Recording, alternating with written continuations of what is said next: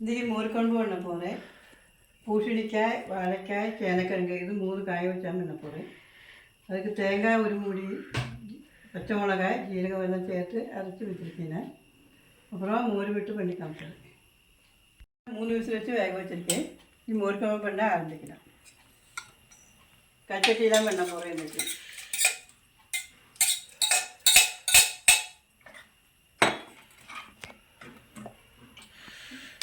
தேங்காயை போடணும்.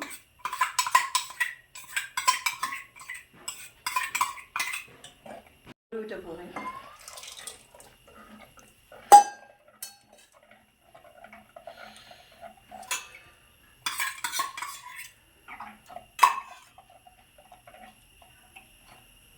கருவேப்பிலை போட போகிறேன்.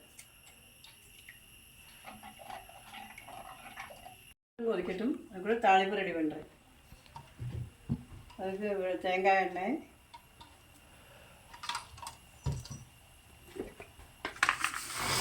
கடுகு, மிளகாய் வெட்டு,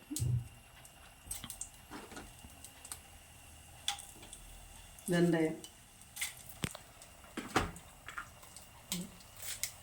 கருவேப்பிலை.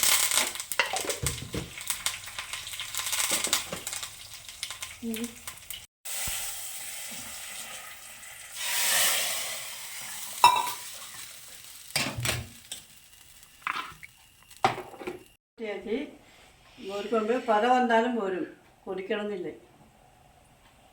ചട്ടിയിൽ മോരിക്കൊമ്പ് റെഡി. പിടിച്ചിരുന്നാൽ ലൈക്ക് பண்ணுங்க.